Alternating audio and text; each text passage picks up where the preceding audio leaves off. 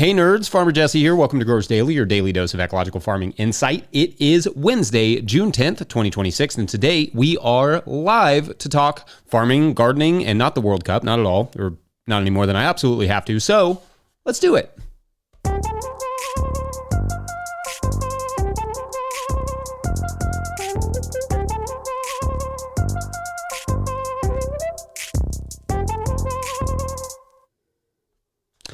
All right, glorious Wednesday to you all. I hope everyone is doing well out there. As you all trickle in, say hello to Mike. He's down there in the chat. He's always over there manning that, so he will take your questions. Any questions that you have, comments, whatever, give them to Mike. He'll shoot them to me, and then I can read them here.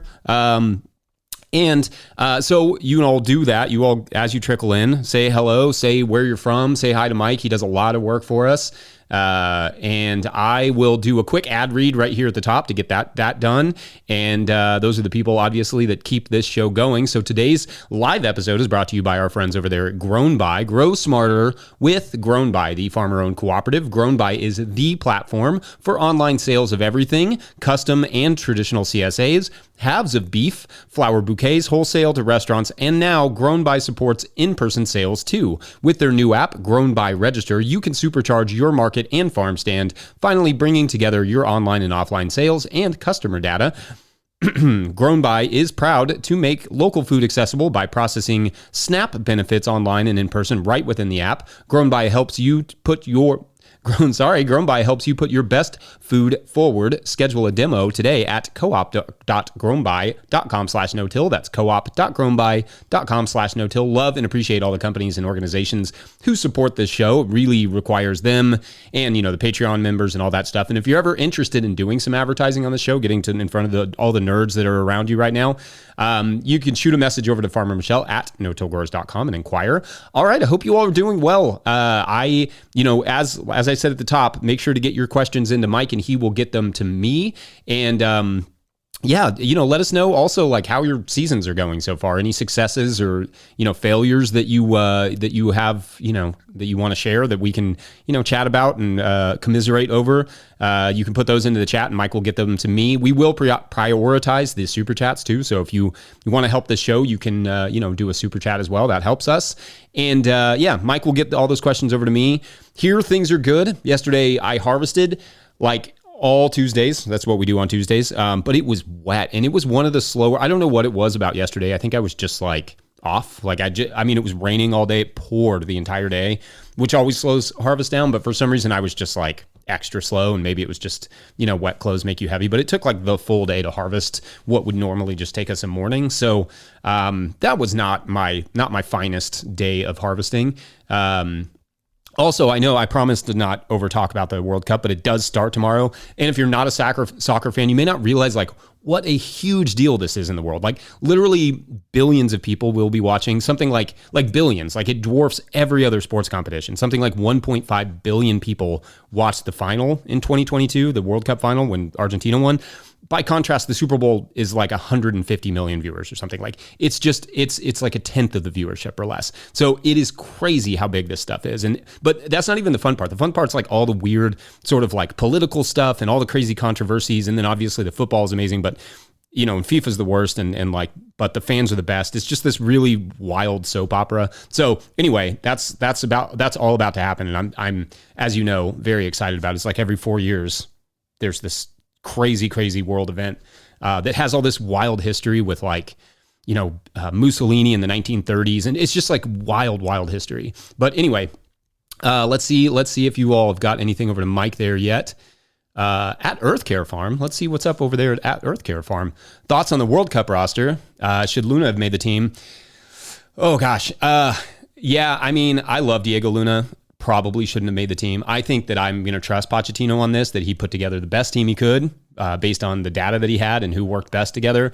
I love Diego Luna. I think he is a baller and a dog, but I think probably not. Unfortunately, I think maybe you could have replaced Reyna with him, but I don't know. We'll see. We'll find out soon enough. If they flop out, you may be like, you may have wanted somebody like Luna on the team.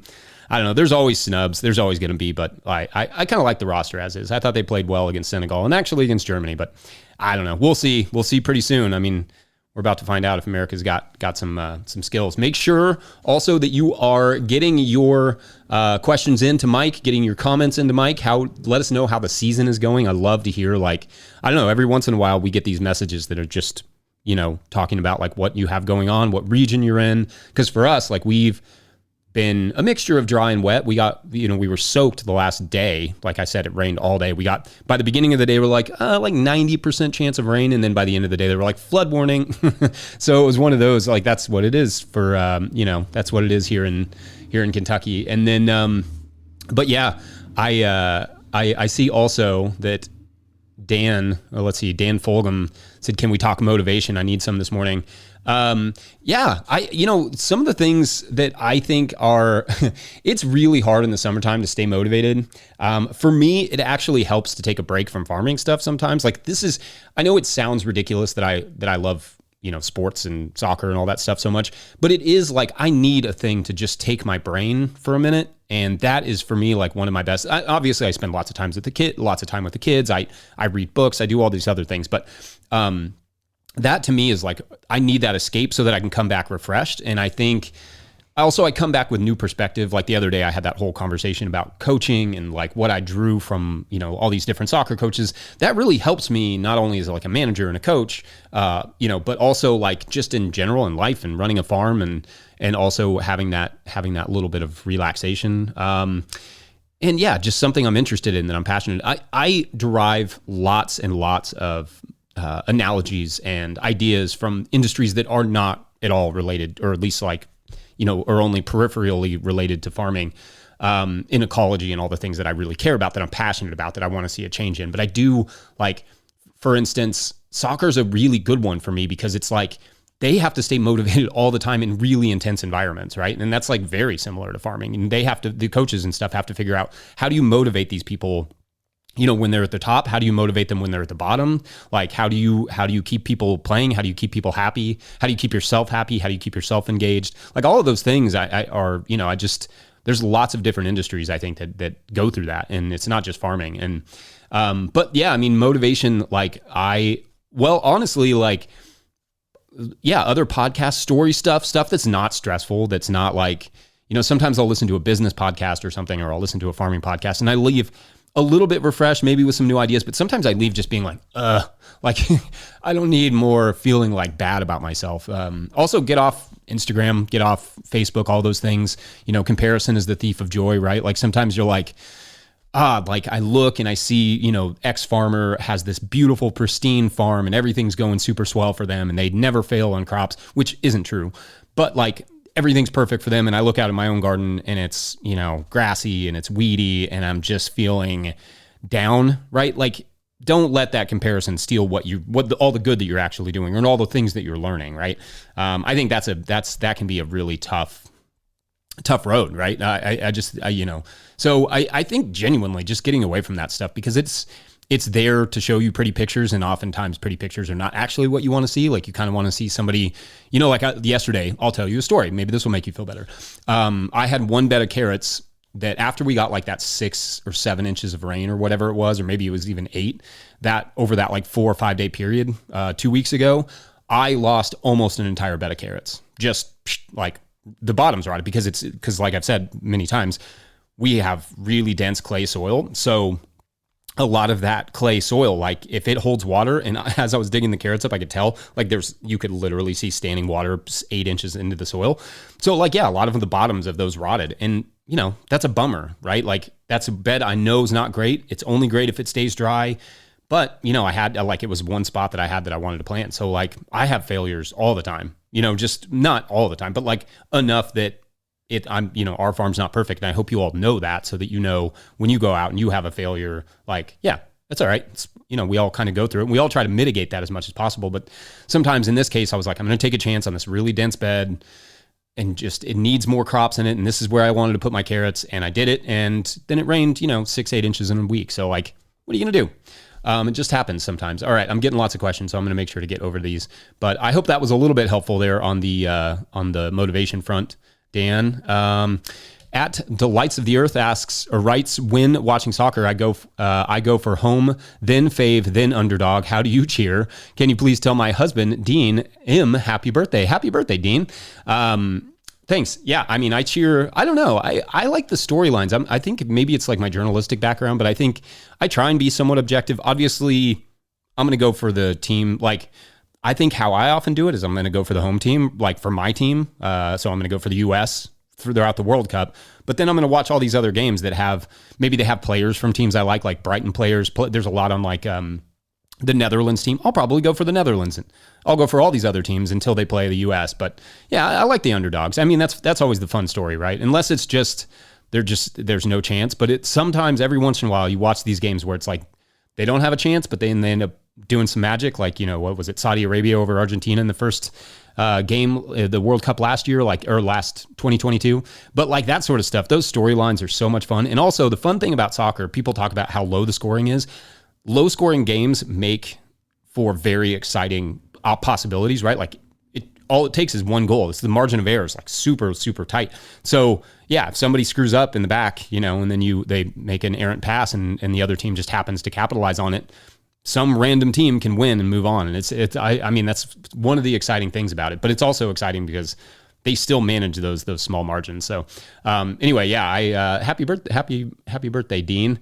At Joshua asks, number one, I'm overseeding with micro clover with the hope of not having to mow much in the future years. Will I be able to use it as a living mulch for envisioned food forest instead of wood chips? I mean, it depends a little bit on where you are, right? Like it's still going to need a lot of moisture. Let's see, you said you're trying not having to mow much in the future years. Yeah, I mean, ideally you're not having to mow too much, but unless you did a really, really, really stand-up job of getting rid of the weeds first, and depending on how long your season is, like stuff's probably going to grow through it eventually. This is one of the things that I always talk about with living pathways or living mulch in general in Kentucky is that our season is so incredibly long that there's no one crop that's going to protect the soil the whole season, right? Like we'll plant white clover and it's good until like June, but then, all the grasses start to poke through because they're just like, they're warm season grasses and they're eventually going to do that as the clover sort of comes back down because it's like, I don't really love 100 degrees. So yeah, we have, it's just really hard to maintain a single crop for that long. I mean, you could try a bunch of different clovers. You could try, really, I think in order to keep it for the longest period of time, you have to almost treat it like a crop. Like you have to get rid of all the weeds beforehand, like do maybe even like multiple, stale seed beddings or whatever, and then sow your crop and then, well maintain it and maybe even weed it occasionally if you really, really want it to stay that crop. But also that, like you don't want a monoculture. You don't want a monoculture in your living pathways any more than you want it in your, in your gardens or on your crop ground, right? Or in your forests.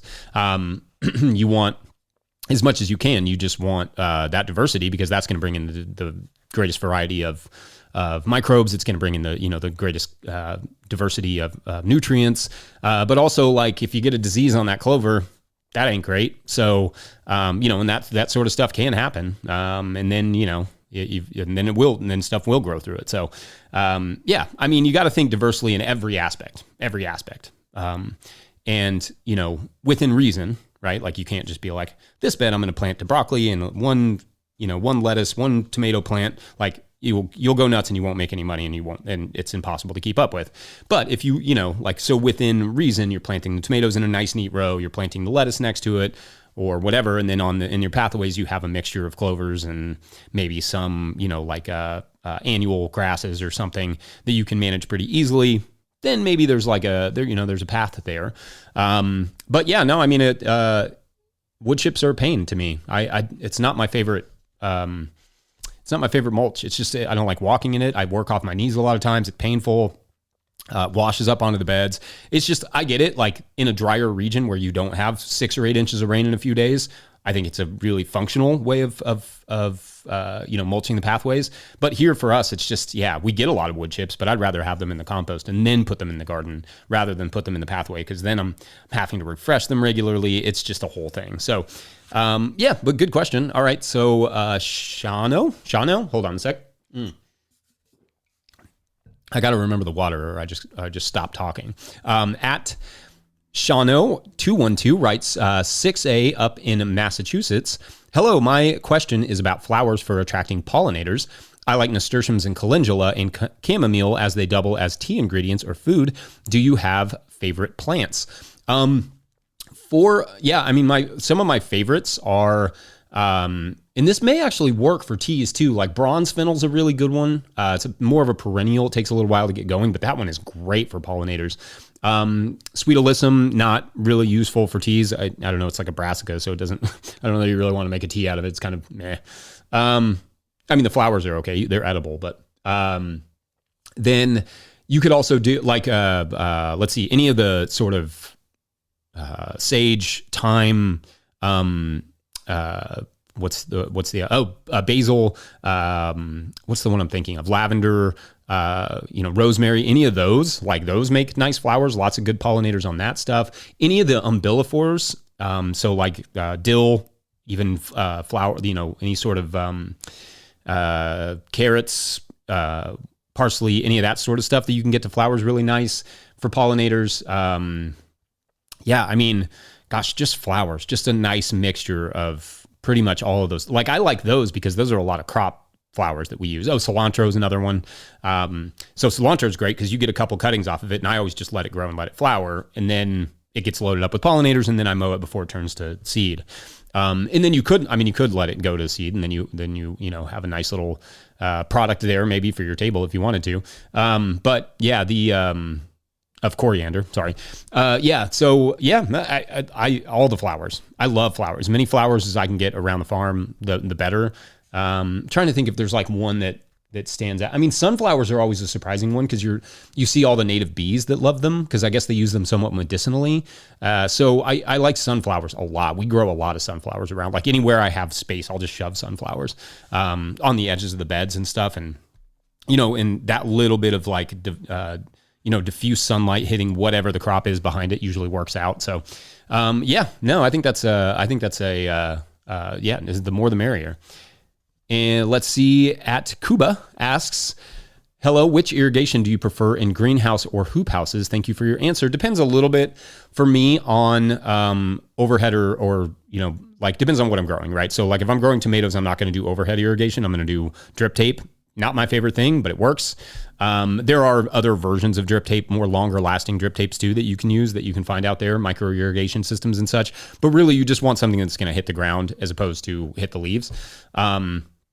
And sometimes if they spring a leak, they're going to spray your leaves anyway. But in general, I like that for like during the summer. During the spring though, like before I establish a lot of that stuff,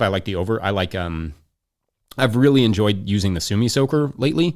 I think that's a system I'm probably going to invest more in as time goes on, just because it's basically like, imagine a drip irrigation system that you poked a bunch of holes in. That's basically what it is, but they're really nicely, perfectly well spaced out. It'll last a long time. It sprays, for me, it gets 4 4-foot beds. So whatever that is, I don't know, what would that be, like 10, 12 feet on either side, 20 feet altogether, 20, 30 feet. Yeah. So I think it's 30 feet is what that bigger one does. So it does like 30 feet, I think, in total. So for me, that's great for things that can get wet, lettuces and stuff. So like misting in the summer, I really like that. But in the tunnel, having both systems is not really that hard. You could set up a system where it's like I switch out my drip tape for my whatever Sumi Soaker, whatever, in the going into the winter and then through the spring and then over the summer, and then you switch it back to drip. That's my preference. I really like the Sumi Soaker though. That's been a good experience.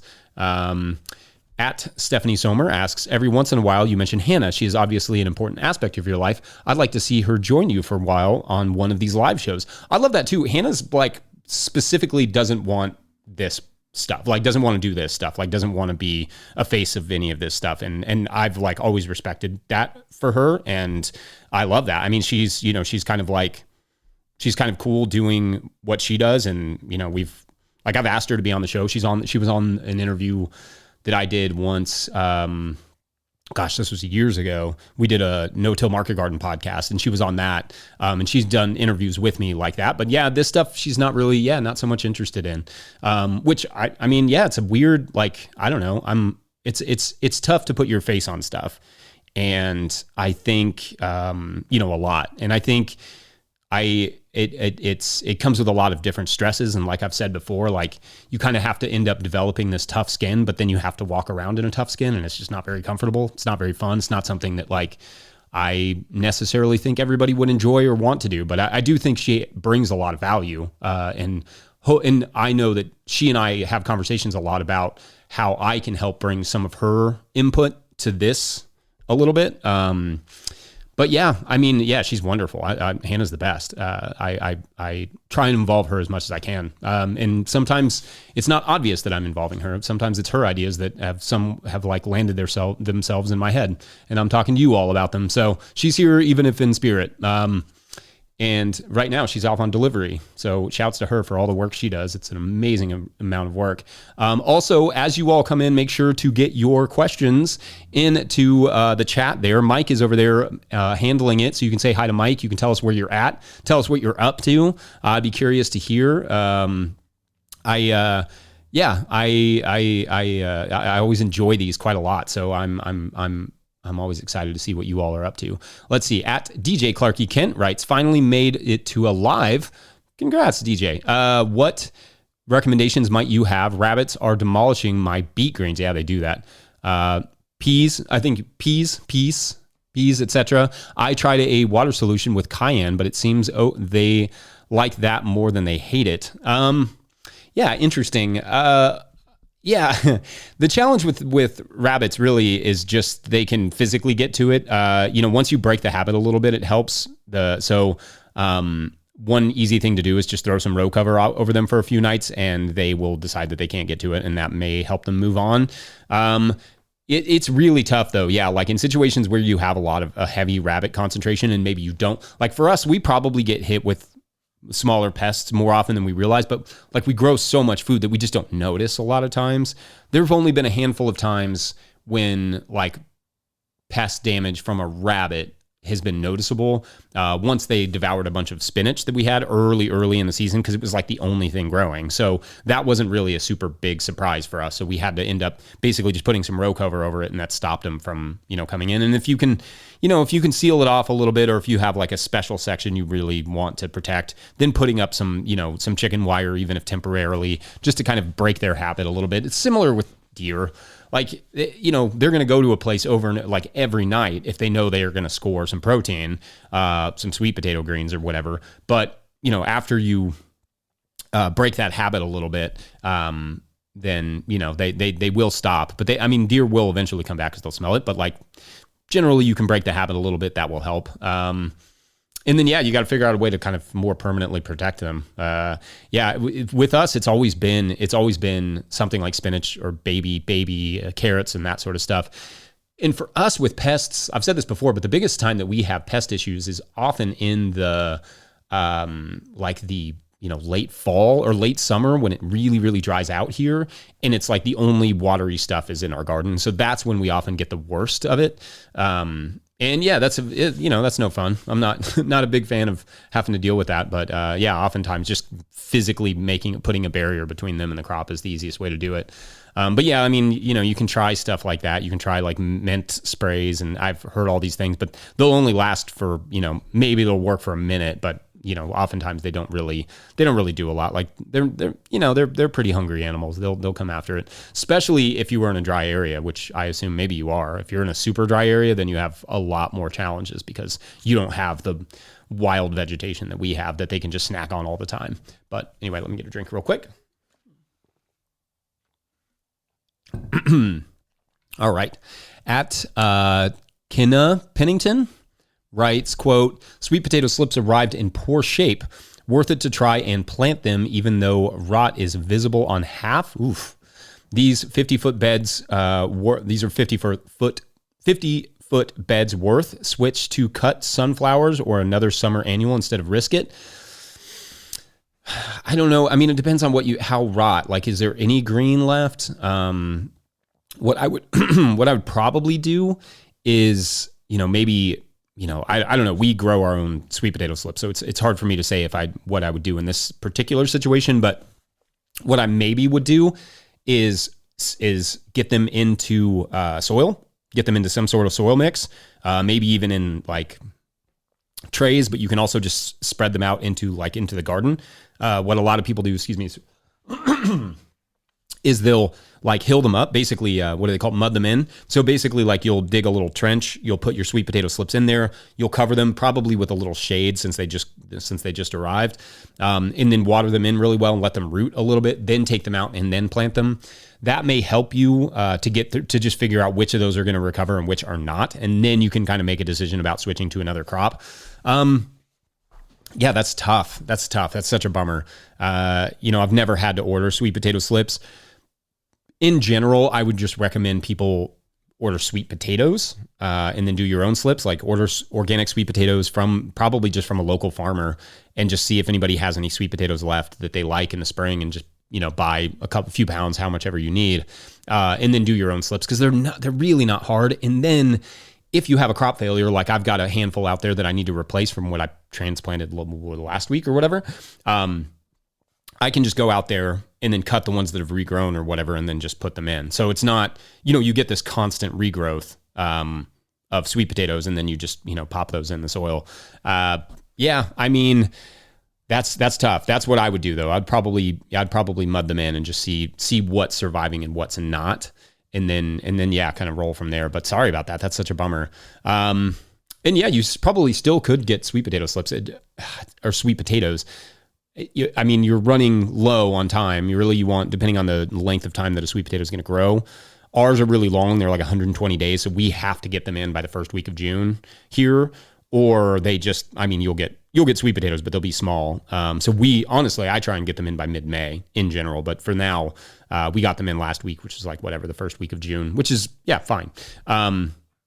But like if you're further north than us here in Kentucky Zone 6B, then you're probably going to want to get them in a little bit earlier. Let's see. At Rachel Phillips asks, I have pretty silty soil here in 9A B. /B. Gophers eat everything. I'm thinking I do need to till around the perimeter of the beds to break up tunnel systems. What would I put in the pathways? Wood chips? I don't know that, I mean, maybe that would help. I've not heard that necessarily is going to do a lot for gophers, because you're basically like making the soil really pliable. So those tunnels are not going to be super hard to rebuild. Especially with it being pretty silty soil, you said. So like if you really, really have to keep them out, you could put in a barrier around your tunnels, and maybe you could put in something like wood chips. Perhaps that brings in enough, whatever, like earthworms and stuff that they would prefer over your veggies. But yeah, I mean, physical barrier, once again, like some sort of wood, some sort of fencing that you bury deep enough that they can't get under it would probably be the one place to start. Gophers are tough, and I'm going to assume you said 9A, 9B, that you're probably in a drier region, because we have gophers, we have hedgehogs. Well, I guess we don't really have gophers. We have hedgehogs, we have moles, we have voles, and that sort of stuff here. But they do so little damage just because there's so much other stuff to snack on here. And that's tough in a drier region, because you just don't have the natural vegetation that we have. And so that's a benefit for us. There are other negatives to having so much moisture and so much vegetation, like we deal with a rotting bed of carrots, for instance. But that is an opportunity potentially just to instead of tilling it and then just leaving it, you could till it and then dig in that tillage a little, some sort of physical barrier. Yeah, I mean, they're tough. And then there's also like traps and stuff you can get. It's not something I personally have experience with, but I know there are people out there that have a lot of experience dealing with gophers and all the things. So, yeah, I mean, that's like the wood chips could, produce that distraction that you need for something else for them to eat on. But, my guess is that they'll just come back. Unfortunately, but good question. I'm wishing you the best of luck there. At Lamb's Quarters Farm asks, Jesse, do you have any experience with wheel hose? I just did a wheel hoe episode. I picked up a Haas High Arc wheel hoe, and all the attachments have been pretty happy so far. Better for lower back. Yeah. Yeah, we have a Haas wheel hoe. I use it from time to time. I've never been a big fan of I like the wheel hoe. It is certainly better in certain situations. We don't do enough cultivation for it to really, really make sense. There are times though, like certainly in the pathways when it's helpful. Like if I have, for instance, if I have a bare pathway, like where I grow the squash for like our winter squash, can't have living pathways around winter squash. It just makes a mess. So, so in those areas, I have my, bare pathway or mulched pathway or whatever. And so with that, I'll just use the Styropone, usually spot weed, but yeah, wheel hose are great. The Haas wheel hose are really nice and you can adjust the height pretty easily. You just they have those little, bolts on the side and then you just loosen those and move it up and down. And, several different attachments. You can get teeth to them. You can get the Styropone, you can get all sorts of stuff. So I love that. They're definitely a cool option. Definitely better for your lower back. There are also lots of different like variations on the wheel hoe. And I think I talked about that in that episode. There's so many different options out there for, different makers, all these different discs and things. There's like seeders, there's fertilizers, there's all sorts of, things that will drop fertilizer, bury drip tape on that. I think that it's Haas that has that one that will actually like attachment that will bury drip tape for you. I mean, they're totally anything you can do that can ergonomically help. So you're not, putting so much pressure on your back or your shoulders or whatever. That's why I like the like collinear hoe and the stirrup hose and stuff that I can stand straight up and use. Because if you're bending over to use a hoe, like that's the wrong hoe. And hold on one second. Let's see, at WR4SSE writes question, tips for planning an efficient homestead layout and advice for management systems for note keeping and general efficiency. Do you use to-do lists and calendars, or not sure what HV you got software? Okay, so tips for planning out an efficient homestead. The biggest thing with that is, keep the stuff that you're going to visit the most closer to the house, right? So like I see people, and this is like a very basic permaculture system, right? Like the zones, but anything that you're going to be visiting a lot, you need closer to your house, and anything you don't need to visit that much, you put further out. So like your gardens, any sort of animals, like a smaller animal stuff would stay closer to the house. Bigger animal stuff would go further away. Smaller crop stuff would stay closer to the house, like your greenhouse and stuff. And then your gardens, and then your perennials, and then like your forests or whatever. And then you'd work your way out. And if you wanted to turn it into a business, that's kind of a different thing because you definitely need it more to center around your wash pack station versus your house, because you don't want everything around your house and then, you have to drive everything to your wash pack station. So preferably you have everything like around your wash pack station and your house if you can. That's ideal. Yeah, I mean, like you're going to be going to your greenhouse a lot. You're going to be going to your gardens a lot, but like you're not going to be going to your food forest, for instance, or whatever very much. At least not all year. So, it just saves you steps. It makes everything a lot more efficient. And we couldn't really, like, sometimes you don't really get a choice. Like our farm is a big, shotgun farm. Like it's a big, long rectangle. So we put the gardens as close as we could to the wash pack, but we couldn't really put anything around the house or around the wash pack. So everything kind of shoots out, in a line. It's not the most efficient thing, but we still did it in a way that like the more intensive crops are closer to the house. The slower season crops, like the longer season crops rather, like your potatoes and stuff, go a little bit further away. And then we always had like the garlic and then stuff like that out there. And then further away, we started putting in trees and all that stuff. So the idea being just like the stuff we're going to visit the most is closest. And yeah, the greenhouse is really pretty close to us. And so you also asked about, we use to-do lists. I like physical lists a lot of times, but I do often use my phone. I'll just set a reminder. I can, I just talk to the phone sometimes and I say, hey, remind me or whatever, set a reminder for tomorrow at 8 a.m. to do this. And that's pretty easy for me because I can do it without like having to sit there with my thumbs and, figure out what to write or whatever. But yeah, I use the phone more often than I used to, only because I used to for a long time just keep a notebook in my back pocket. But I mean, the thing became so dirty after a while. It's just like, I would only make it halfway through a notebook before it was just a mess. So I started just using my phone, which is also gets really dirty and messy, but at least I have like some sort of thing on it that'll protect it. And then you asked also about, I use, Google Calendar and that sort of stuff. I like spreadsheets. I talked about, and I'm going to talk about this maybe on Friday, but talked about Fun the other day. and to some people, like spreadsheets are fun. And I'm kind of one of those people. Like when I get a good spreadsheet, I enjoy that. It makes me, just like I like seeing the organization of it. So yeah, spreadsheets, like you can lay out lots of different stuff in the spreadsheets, like all of our budget, all of our, all that stuff, any sort of financial stuff, all that stuff's kept in our spreadsheets. And then you can do all your plant tracking, like all of our perennials are kept in a spreadsheet, all that stuff. So you can track all that and then it just stays there. Like we use Google Sheets, and that works out pretty well. It's so hard when you haven't done it to know like what to record. I think that was the hardest thing for me, is learning like what to record, what's going to matter down the line.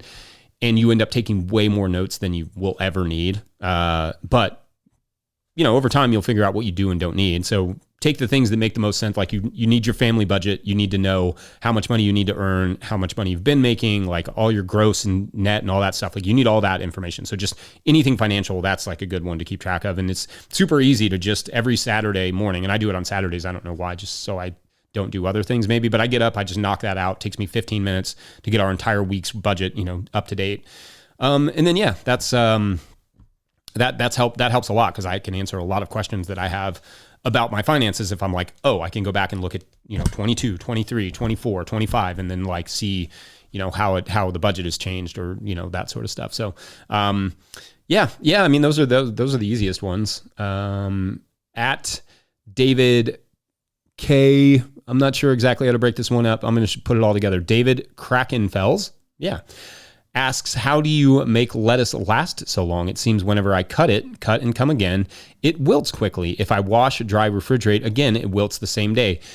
So needs a fair amount of moisture in it. That helps. I mean, just if it's super, super dry, then, sometimes lettuce will wilt pretty fast, but you do it early in the morning. You get it cooled off really fast. Like one thing you don't want to do is harvest all your lettuce, set it on a table, go, harvest another bin of lettuce, set it on the table, let it sit in like a warm wash pack or in some shade. Like what we do is we harvest, we get it into the cooler or into the water like immediately. And I'm actually going to talk about, I think it's next Tuesday, I'm going to do a whole thing on, or maybe it's Monday. I'm going to do the whole summer lettuce rundown, just because I think it's something we have to kind of go over every year. But yeah, harvest early in the morning, get it cooled off and in the cooler as fast as you can. Sometimes variety does make a difference. Not always, but like in general, our Salanova varieties and some of those like Batavian style lettuces, those all last better. But yeah, cutting it early, getting it cooled down quickly, get it into the cooler as fast as you can, treating it gently. Like if you're, handling it too hard, that'll obviously lead to a little bit of wilt.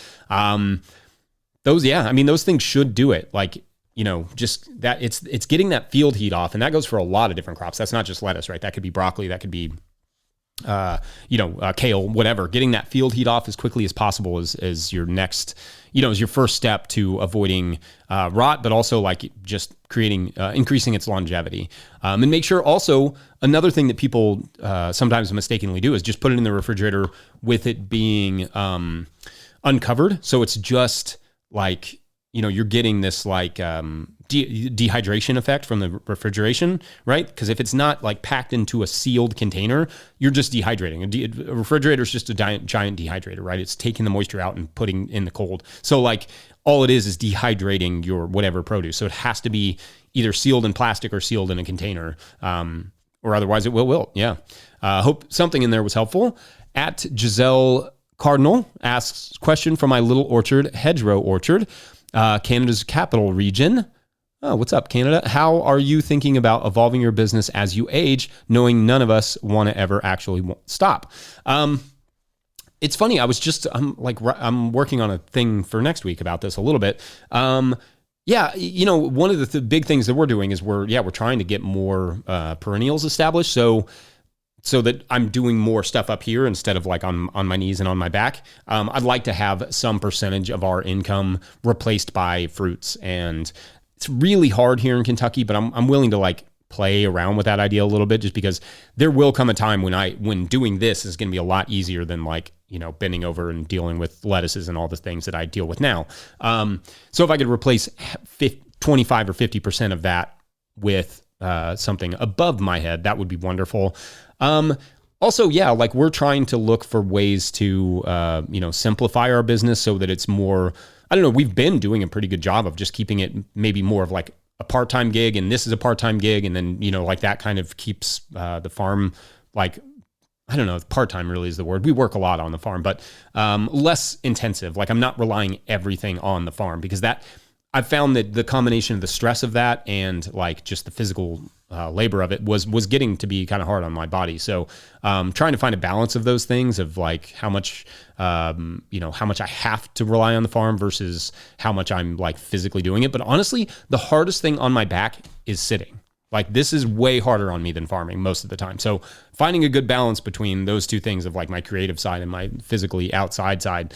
And then also like putting stuff up in the air. That is, that's kind of it. But like one of the hardest things on your body, like my chiropractor always told me this, is he's like sitting. It's like harder on you than almost anything, as long as you're bending over properly and all those things. And like that sitting is going to be harder on you. And and I stretch now a lot more than I used to. I stretch almost every day. I do some amount of yoga, just to strictly for my body. And golly, it helps. Like it helps so much for just like my mobility and the way my back feels at the end of the day. And I'm trying to rest a little bit more. I'm not always very good at that. You can probably guess I don't sit still very well. If you see me, like if I'm not coaching, if I'm on the sideline, like I'm just pacing, just behind, like I'm not like a talker on when my kids are playing, but I'll like pace back and forth. I stand up, I can't sit down. Yeah. That's my constitution is just wander. So anyway, not sure if I answered the question entirely there, but that's kind of how we're thinking about it. At Carrie Hart asks, any limitations on shade cloth to consider? Crop specific recommendations or limitations? Any limitations? Well, shade cloth, you can definitely overdo it, especially when it comes to things like lettuce. Like if you leave it on too long, you'll suck a lot of the yield out of your lettuce. It just doesn't get it quite as hardy. It doesn't get quite as heavy. It can get a little tender to the point that it's not very, not only does it not weigh very much, but it's easy to damage. Head lettuces and stuff, they can be really tender, which it almost makes it feel like field grown hydroponics or something. Like it can be, some of those heads can get really tender. But also, like you don't get quite the same flavor because, it's not creating those same sort of phytonutrients that create the sunblock that we associate with good flavor in lettuce, and sometimes bitter flavor in lettuce. But, I think usually I stick with about 30% shade cloth for most of the things. I use it somewhat sparingly. If I was in a sunnier region or a higher, elevation, or even a hotter region, I would probably use it a lot more. And I would consider it a lot in places like, a lot of people out in the South, will use it through most of the summer. I have a lot of friends out in North Carolina who will use a lot of shade cloth in the summer over things that you wouldn't expect, like cucumbers and tomatoes and that sort of stuff that, in the heat of the summer, they can use a little break from that, especially, things like tomatoes that won't fruit over, what is it, like 89 degrees or something. Like the blossoms will drop. So you'll end up with less fruit through those periods of extreme heat. So that little bit of shade can help, and also the diffuse sunlight, and maybe like you lose a little yield, maybe a little bit of flavor, but you're still getting the production.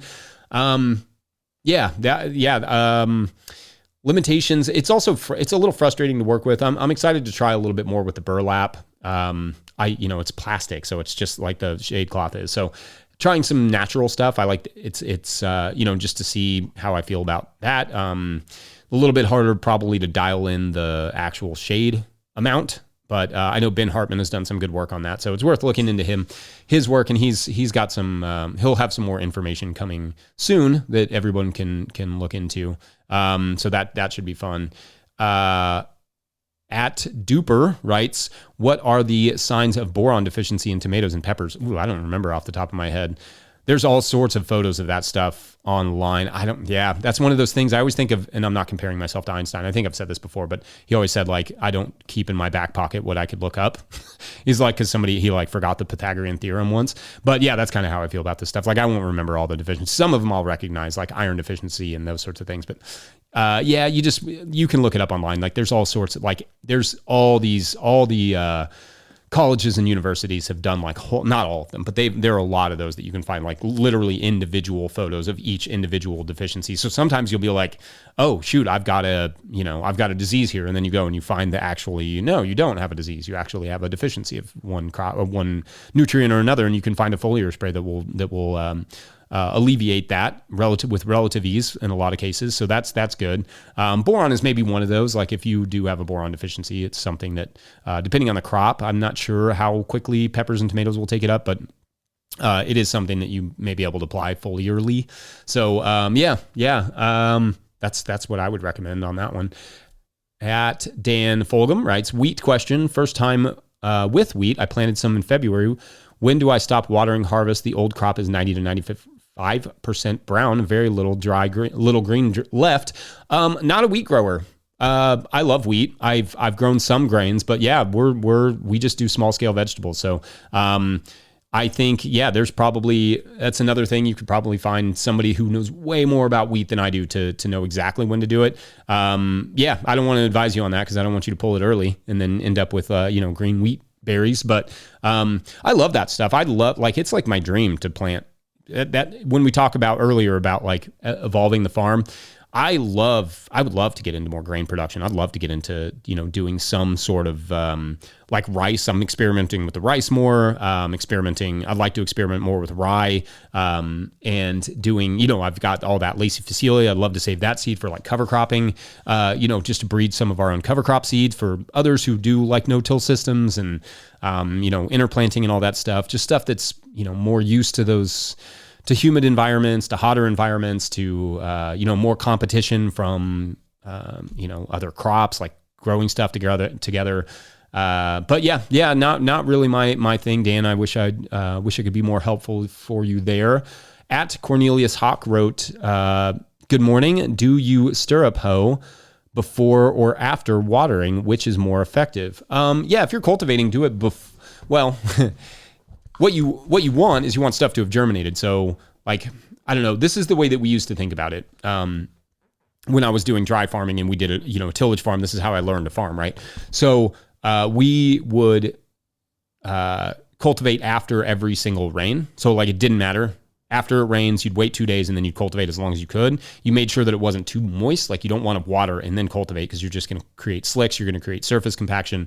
So what you want is it gets wet, starts to dry a little bit, just to that point that it's like, not crusting in your fingers, right? Like you can crumble the soil in your fingers, and then you cultivate, and that nips all the weeds in the bud.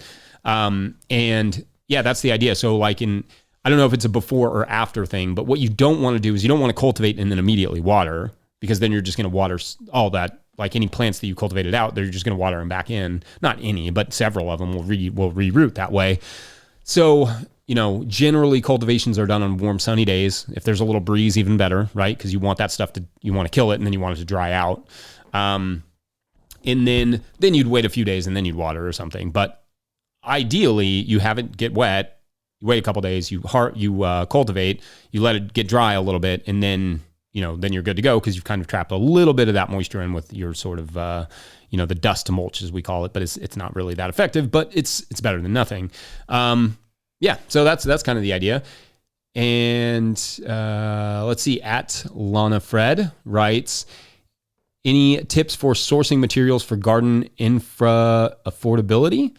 Wanting to build some trellises, but the cost of T-posts in cattle panel or steel wire feels pretty steep these days. Let's see. Infrastructure maybe is what you're talking about there. Sourcing materials for garden infrastructure. It's expensive. I don't know. It just depends on what you're trying to keep out or keep in, I guess. Like, you don't always, I'm assuming maybe you're going for, deer fencing or something here, or like, for trellises, build some trellises. Trellising can be, let's see, like, it just depends on if you're doing this all outside, getting a handful of T-posts, it's pretty expensive right now. But where you can find those is oftentimes on like Craigslist and stuff, or find like a local farmer, go to an auction. You can find like, I had a friend get like I don't know, 1,000 T-posts for $200 or something once. Just going to those auctions, these big farm auctions, they'll sell a lot of T-posts and stuff off. You can often get cattle panel that way too. Those auctions, you can find them on, you can also find that stuff on Facebook Marketplace, Craigslist. You don't have to go get it new, right? Like these are things that are just going straight into the ground to get dirty. Like it's not necessary to get them new. A lot of times they're just pulled up from old fences anyway. That's the easiest way to sort of find that stuff. That is hard. I mean, that stuff can be expensive. And then, you can get wire and then you can get hooks and all the things, but gardening can be expensive. It can add up for sure. I would just budget it out. And look around those auctions. Like if you're willing to go, go and do some searching and then get in contact with like an auctioneer or whatever, an auction house. Be like, I'm on the lookout for T-posts. What do you got? And they may be able to help you out. Let's see. Delights of the Earth says the theme song of this show is so catchy. I want it for my ringtone. That'd be cool. Yeah, I don't know. My buddy Willie, I wrote him. I've probably told this story before. When I started the No Till Market Garden podcast in 2017, 18, 17, I don't know, a long time ago. I wrote my buddy Willie and I was like, hey, I need a theme song because he's a musician and songwriter down in Nashville. And I was like, hey, would you do me a theme song? And there was this other show I was listening to at the time that I don't think it goes anymore. But anyway, it was like a sports show. And I was like, I want it to be like a stupid sports show song. Like I want it sort of like that, but kind of weird. And that's what he produced for me. And I was like, great, perfect. This is exactly what I wanted. Because frankly, I didn't think anybody would ever listen to that show. And then it was like really popular. And I was like, well, maybe I should have put more thought into this theme song. But I mean, it's kind of become like because at the time it felt like every farming show was just like a banjo. And I was like, that's just not like, I love bluegrass. I love all these things, but I'm not like, that's not what I think of when I think of farming. Like I wanted just to bring something different to the picture, I guess. Like I wanted some, I don't know. I wanted a sound that represented me. Like I like the Strokes. I like, hip hop. I like all these other things. Like I like all these other things that aren't just bluegrass, that aren't just like, a guitar, acoustic music. And I love all that stuff, but like, that's isn't necessarily me. So I was like, I don't know, something weird, something kind of, I don't know, ripped off of a sports show. Perfect. That's me. That's my brain. But yeah, cool. Phil Dion asks, any recommendations for field manuals? My look it up device tends to die in the field quickly. Field manuals. That's a good question. Actually, have I done this before? I feel like every live show I end up looking through my books. I know that Ben Hartman did like a good, what is it? The Lean Farm Guide to Growing Vegetables? Or is that the one of these, I don't know, one of these books that Ben did, he did like a whole guide, and I think it may be this one, but it has like, you could get something like this, the Lean Farm Guide to Growing Vegetables or one of those, or get your whatever sustainable market farming. I think they just released like this and just have that out in your wash pack for like a quick reference. That's sustainable market farming from Pam Dalling. Have that out in your wash pack shed so that you can just go flip through it real quick, maybe with some like sticky notes. It's like tomatoes or, peppers or whatever you need, or trellising. That may be the way to do it. Cause then you can probably find one of these, for pretty cheap at this point, cause these books have been out for a while. And then you can, then you can just let it get dirty. Like I love it when people come, I don't do a lot of conferences or whatever anymore just because I don't have the time. But when I would go to a conference and I'd do like a book signing or something and somebody would walk up with like a super dirty version of the book, that was always my favorite because I was like, yeah, this is how it should be. It should be like a mess. Perfect. At Jamie Martin writes, how do I make sure my watermelons are sweet? Last year was awful, but the year before they were good. Is it a nutrient missing? I mean, it could be. It could also just be like sometimes they get too much moisture and they're literally just like a watery melon. It could be a nutrient thing. It could be a fertility thing. Could be a variety thing too. If you changed variety, some varieties are just not as sweet as others. Those would be the things that I would guess first. Sometimes it could be a sunlight thing. Like if they're just not quite getting enough sunlight. I would guess that's probably the lowest on the list. My guess would be just a lot of moisture. So yeah, I don't know. There's no way to tell necessarily as they're growing, but try the varieties that you like. Stick with some of those like smaller. The smaller ones tend to be a little bit better flavor wise, sweetness wise. But yeah, love my watermelons. I've not necessarily run into that exact issue, but I think that's where I would probably look. Hold on one second. All right.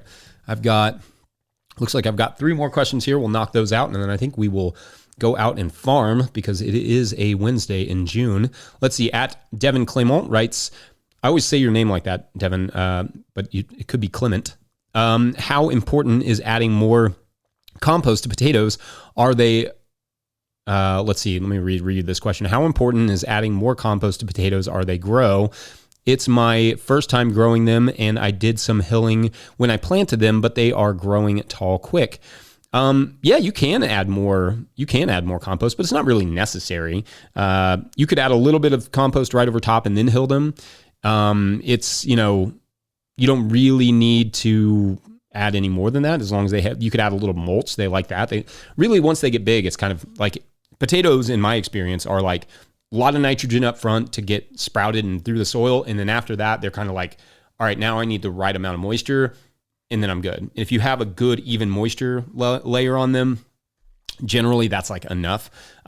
If you start to see diseases, like I said, or potato beetles or whatever, I talked about this not that long ago, but knocking off the potato beetles, adding that same JMS liquid is what I like to add. I just spray that foliarly on the top, and then I knock off the potato beetles for a few days, and that usually does the trick. And then, yeah, hilling them up will also help. That, just kind of gives them more room to grow. Yeah, but I don't think you necessarily need to compost them more. You could, but it may just kind of be a waste, really.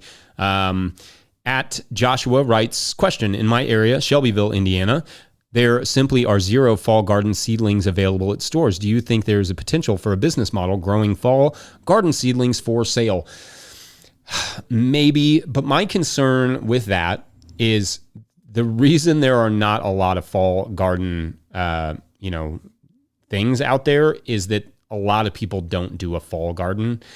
And the reason more often than not is they do a summer garden, they get what they can, it gets super weedy, and then they're done. Like, people are not wanting to restart in July and August and get things reestablished. So there may be a market for it. Now, if you were going to do like a commercial nursery, like with market gardeners and with growers around, you could probably talk them into doing their fall starts for you. Because if somebody came to me in July and was like, hey, do you want your broccoli starts done for you this year? I may be like, yeah, dude, please. Thank you. Right. So, that could be an option in your area. But for the average, like just from my experience of being around, people doing gardens, by August, they're like, yeah, my garden's a mess. I'm done. I'll try again next year.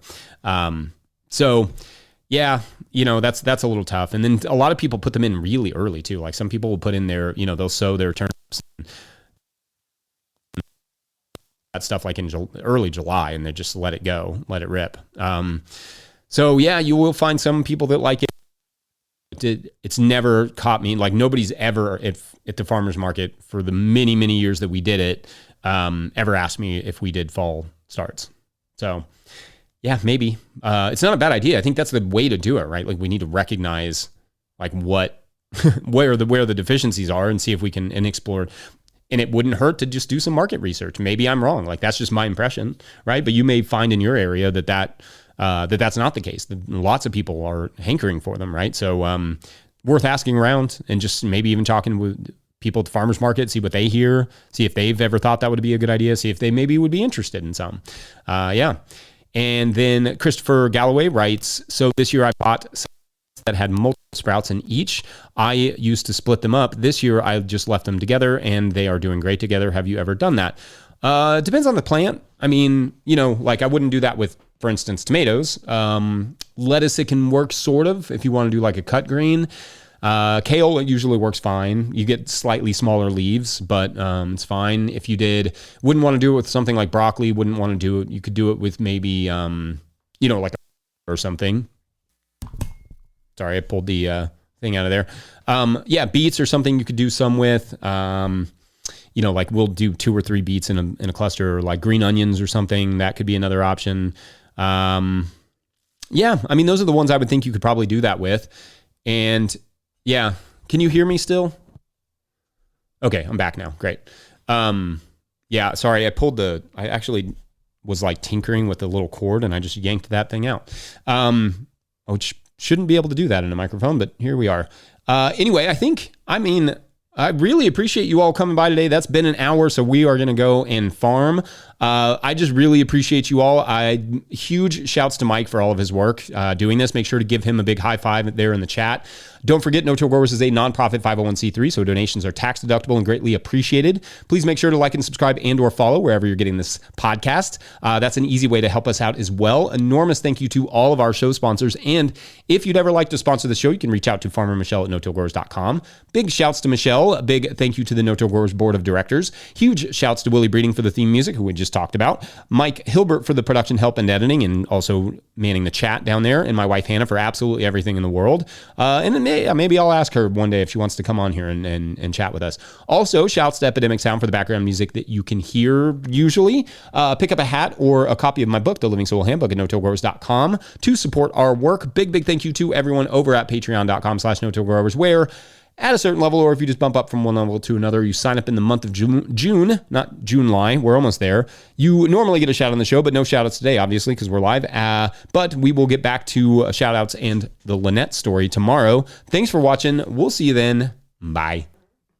Every man remembers that moment. Your heart pounds, your hands shake just a little, and suddenly the world goes quiet as you look into her eyes and ask the question that changes your life forever. And when she says yes, there's no feeling like it. Now discover the diamond ring that makes it unforgettable. Start at Mervis Diamond Importers. Explore the world's finest diamonds and place one in a Viraggio engagement ring. Viraggio engagement and wedding rings are crafted with breathtaking detail, hidden diamonds, and signature design. Elegant, modern, timeless. You'll find the full Viraggio collection at Mervis Diamond Importers. At Mervis, the diamonds will amaze you. The brilliance and sparkle of a Mervis diamond will leave you breathless. But that's not all. It's the experience. Total pampering, guidance from seasoned professionals, the unhurried atmosphere, the no-pressure approach, and the expert education in helping you make the right choice. Mervis means more. More diamonds, more rings, and more value. No wonder Mervis receives more 5-star reviews than anyone else. Mervis Diamond Importers. Visit mervisdiamond.com or call 800-HER-LOVE.